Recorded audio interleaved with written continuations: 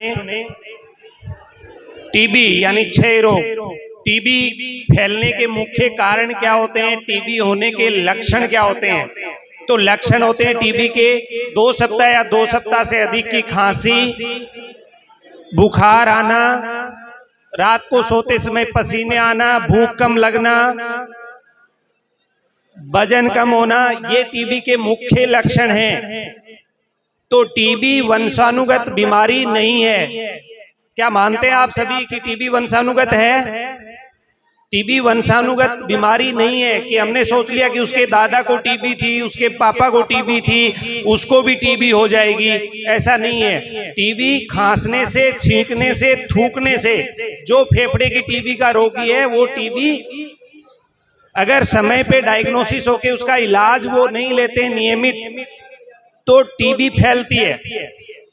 TB का जो bacteria है माइक्रोबैक्टीरियम ट्यूबरकुलोसिस वो फैलता है। जैसे आपका कोरोना फैल रहा था, कोरोना फैलता था ना कि हम किसी के पास जाके बात नहीं करते, मुंह पे कपड़ा लगाते हैं, दूरी रखते हैं, दिन में 4-5 बार हैंड सैनिटाइज करते थे, हैंड वॉश करते थे। तो टीबी जो है वो फेफड़े की टीबी फैलती है। तो टीबी 2 तरह की होती है। एक तो फेफड़े की टीबी जो आपके फेफड़ों को या लंग्स को इन्फेक्टेड करती है, दूसरी होती है एक्स्ट्रा पल्मोनरी टीबी जो शरीर के किसी भी पार्ट में टीबी हो सकती है, सिवाय 2 जगह को छोड़ के, एक तो नाखून और एक हमारे बाल। 2 जगह टीबी नहीं होती, उसके अलावा टीबी कहीं भी किसी भी शरीर के पार्ट में टीबी हो सकता है। तो जरूरी नहीं है कि टीबी वंशानुगत है। टीबी फैलती है इसलिए छोटा बच्चा था तब उसके दादा ने खिलाया होगा, दादा को टीबी थी तो बैक्टीरिया बच्चे के शरीर में रहे, जब तक उसकी इम्यूनिटी ठीक रही, रोग प्रतिरोधक क्षमता ठीक रही, वो स्वस्थ रहा। जिस दिन रोग प्रतिरोधक क्षमता कमजोर हुई वो इन्फेक्टेड हो गया, वो बैक्टीरिया तो अंदर था। हम लोगों में से 40% लोग जो यहाँ बैठे हैं, हमारे इंडिया में 40% लोग टीबी के बैक्टीरिया से इन्फेक्टेड हैं।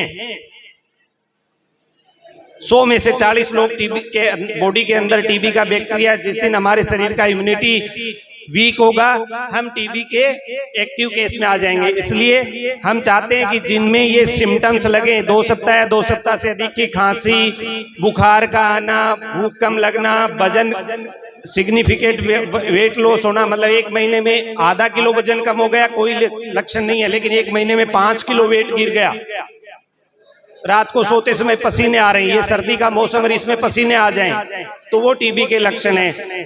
तो हम समय पर जांच करवाएं, जांच फ्री में होती है। टीबी की दवा आपके नजदीक की जो भी स्वास्थ्य केंद्र या स्वास्थ्य सुविधाएं हैं वहां पे टीबी की फ्री दवाइयां मिलती हैं। Even first line treatment, second line treatment, जिसमें एमडीआर जैसी मरीज को भी फ्री में दवा दी जाती है। एमडीआर मतलब गंभीर टीबी। तो एमडीआर होना नहीं चाहिए। कोई भी आपके गांव का या आपके कोई भी नॉन है, वो एमडीआर कौन सा मरीज होता है? जिस मरीज ने पहले बार टीबी हुई और उस ट्रीटमेंट को बिगाड़ लिया, ना तो पूरा कोर्स लिया, 2 महीने दवाई खाई, ठीक हो गया, दवाई छोड़ दी। तो कोर्स पूरा करे, उसको अच्छा पौष्टिक पोषण युक्त भोजन मिले, जिसके लिए केंद्र सरकार आपको टीबी मरीज को 500 रुपए प्रति माह पोषण युक्त भोजन करने के लिए मरीज को देती है, वो डायरेक्ट उसके खाते में, जिसको हम बोलते हैं डीबीटी के माध्यम से उसको 500 रुपए प्राप्त होते हैं। इसी तरह से सरकार ने ऐड किया कि निक्षय मित्र बना देते हैं। निक्षय मित्र गांव में जो दानदाता है वो पेशेंट को गोद ले लें। तो उस प्रयास में हम लगे हुए हैं कि ज्यादा से ज्यादा हमें निक्षय मित्र मिले और गांव में जो गरीब व्यक्ति है, वो जिसको पोषण पूरा नहीं मिल जाता, पौष्टिक आहार जिसको पूरा नहीं मिलता, उसको उस निक्षय मित्र से हम लाभ दिलवा सकें। तो एमडीआर जैसी बीमारी का भी मल्टी ड्रग रेजिस्टेंस टीबी, जिसमें दवा एक या एक से अधिक दवा जो है वो शरीर पे काम करना बंद कर देती है, ऐसे व्यक्ति को एमडीआर कहते हैं। उसकी दवा भी सरकार के द्वारा फ्री में दी जाती है, जिसमें बहुत महंगी महंगी दवाइयां होती हैं। 9 से 11 महीने, 18 से 20 महीने कम से कम उसका इलाज चलता है। तो आप लोगों से, ग्रामीण जन से, सभी से निवेदन है कि आपके आसपास टीबी के लक्षण वाले अगर कोई भी व्यक्ति हो तो बेझिझक आप उसको कहें कि फ्री में जांच होती है, चूरू जाओ, बड़ी वाली मशीन में जांच होती है जिसको बोलते हैं सीबी नाट। जिसकी बाहर अगर जांच करवाते हैं तो 5,000 रुपए कॉस्ट है एक टेस्ट की, जिसकी एक कार्टेज की कॉस्ट है वो 2,000 रुपए कार्टेज का कॉस्ट है, तो 5,000 रुपए का टेस्ट फ्री में हो रहा है टीबी में, जिसको बोलते हैं CB0 nucleic acid amplification test. तो इस तरह से आप लोगों से निवेदन रहेगा कि आप जो भी खांसी का मरीज हो, जिसको लंबे समय से खांसी आ रही है, बुखार आ रही है, तो आप अपने नजदीकी स्वास्थ्य केंद्र पर उस पेशेंट को भेजें, उसकी समय पर जांच कराएं, समय पर उसका इलाज करवाएं। धन्यवाद।